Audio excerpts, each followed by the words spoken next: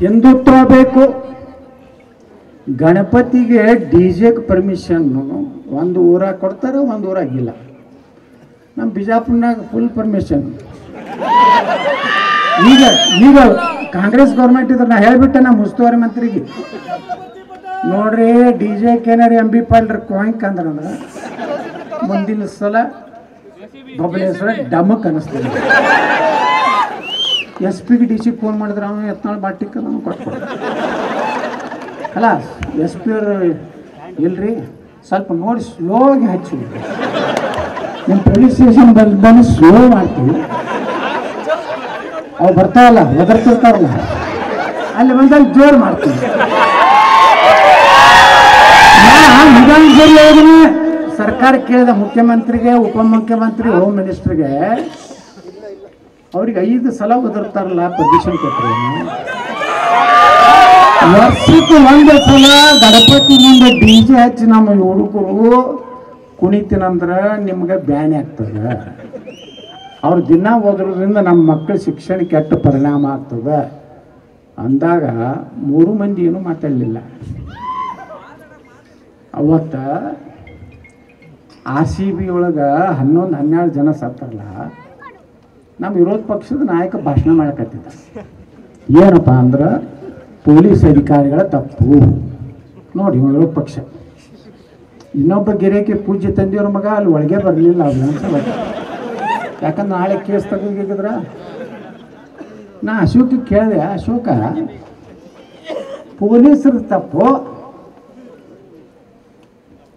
ಇದನ್ನು ನಾವು ಕಾರ್ಯಕ್ರಮ ಮಾಡ್ತೀವಿ ಅಂತ ಟ್ವೀಟ್ ಮಾಡಿದವ್ರು ಯಾರು? ಎಕ್ಸ್ದಾಗ ಸಿದ್ದರಾಮಯ್ಯನವ್ರು ಟ್ವೀಟ್ ಮಾಡಿದ್ರು ಏನಂತೇಳಿ, ನಾಳೆ ಬೆಳಗ್ಗೆ ವಿಧಾನಸೌಧದ ಮೆಟ್ಟಲಿಗೆ ಬನ್ನಿ, RCB ಗೆದ್ದಂತ ಸನ್ಮಾನ ಮಾಡೋಣ. ಪೊಲೀಸ್ ಇಲಾಖೆ ಏನು ರಿಪೋರ್ಟ್ ಕೊಡ್ತು ಅವ್ರಿಗೆ? ಬೇಡ, ಒಮ್ಮಿಂದೊಮ್ಮೆ ಅಂದ್ರೆ ನಮ್ಗೆ ಸೆಕ್ಯೂರಿಟಿ ಪ್ರಾಬ್ಲಮ್ ಆಗ್ತದೆ, ನಮಗೆ ಜನರಿಗೆ ಅಷ್ಟು ಜನರಿಗೆ ಒಮ್ಮೆ ಲಕ್ಷಾಂತರ ಜನ ಬಂದು ತೊಂದರೆ ಆಗ್ತದೆ. ಪೊಲೀಸ್ ಅಧಿಕಾರಿಗಳು ಅವ್ರಿಗೆ ಬ್ಯಾಡ ಅಂದರೂ ಸಹ ನಾ CM ಹೇಳ್ತೀನಿ, ನಾ DCM ಹೇಳ್ತೀನಿ. ನಮ್ಮ ಪಾಪ ಹೋಮ್ ಮಿನಿಸ್ಟ್ರು ಭಾಳ ಸಂಭಾಯ್ತು ಮನುಷ್ಯ, ಬೇಕಾದ ಘಟನೆ ಆಗಿಲ್ಲ ಕರ್ನಾಟಕ, ನನ್ನ ಗಮನಕ್ಕೆ ಬಂದಿಲ್ಲ. 2ನೇದು, ನಾನು ನಮ್ಮ ಅಧಿಕಾರಿಗಳ ಜೊತೆ ಚರ್ಚೆ ಮಾಡಿ ತಿಳಿಸುತ್ತೇನೆ. 3ನೇದು, ಇದೊಂದು ಸಣ್ಣ ಪುಟ್ಟ ಗಲಭೆ, ಈ 3 ಬಿಟ್ಟರೆ ಏನೇನು. ನಾ ಹೇಳಿದೆ ಅಶೋಕಗ, ಈಗೇನು ಕೂತಾರಲ್ಲ 3 ಮಂದಿ ಪೊಲೀಸ್ ಆಫೀಸರ್ನ ಸಸ್ಪೆಂಡ್ ಮಾಡ್ಯಾರಲ್ಲ, ಇಲ್ಲಿ 3 ಮಂದಿ ಕೂತಾರಲ್ಲ, ಇಲ್ಲಿ ಮುಖ್ಯಮಂತ್ರಿ, ಉಪಮುಖ್ಯಮಂತ್ರಿ, ನಮ್ಮ ಗ್ರೇಟ್ ಹೋಮ್ ಮಿನಿಸ್ಟರ್, ಇವ್ರ ಆರೋಪಿ 1, 2, 3 ಪೊಲೀಸರಲ್ಲ. ಪೊಲೀಸರು ತಮ್ಮ ಹೇಳ್ಯಾರ. ಈಗ ಯಾರು ಸಸ್ಪೆಂಡ್ ಆದರು? IPS ಆಫೀಸರ್ ದಡ 3 ಮಂದಿ ಸಸ್ಪೆಂಡ್, ತಮ್ಮ ಹುಳುಕ್ ಮುಚ್ಕೊಂಡು ಇಟ್ಕೊಳಕ. ಮಾಡಿದವ್ರು ತಪ್ಪಾರು 3 ಮಂದಿ.